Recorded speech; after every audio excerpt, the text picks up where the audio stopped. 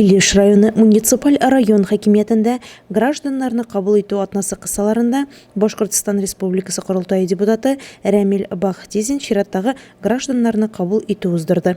Биредә якташыбыз атаклы очучы штурмовик Ике топор Советлар Союзы герой Муса Гайсаулы Гәрәевнең тууына 100 ел тулуны бәйрәм итүгә әзерлек мәсьәләләре хакында сораулар яңгырады.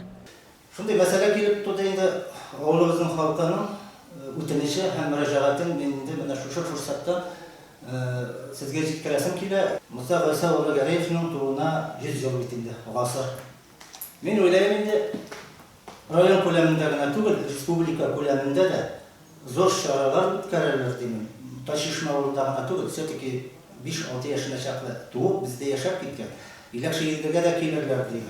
Иң беренче үтенеч халыкның җиткерәсем килә авылга Бишкорайдан Иләкшедәге асфальт салырга. 30 ел элек салынган юл асфальт юкагына, ул асфальтның ахарышы да калмады. 2 километр указатель буенча куелган 2 километр мин уйлыйм, ул җибәрмә түгел, моны күтәреп буладыр. Моннан инде безнең маршрутный автобус Яркей Иләкшедә йөри, моннан йөри Бишкорайдан Иләкшедәге балаларның автобус йөртә, моннан йөри безнең Молоковоз Иләкшедә фирмасыннан сөт алып китә КАМАЗга, һәм башка сельхозтехникаларда, һәм авылга кайткан киткән кешеләрдә. Ну, во-первых, юбилей Мусы Гәрәева, это уже, по-моему, было или будет конкретное постановление правительства, так? Это же единственный важный. Да, говорят, производство федерального округа. Да. Поэтому первое надо, конечно, ознакомиться нам с проектом этого, да? Если, да, и вот, подготовить обращение. Дорога там сколько?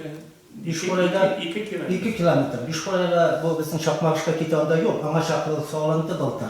Гражданнарны кабул иткәннән соң Рамил Назифулы Муса Гайсаулының туган урыннары Иләкшедә һәм Таш-Чишмә авылларында булды. Герой хөрмәтенә куелган мемориаль токта аның йорт музеен карады, авылдашлары белән аралашты.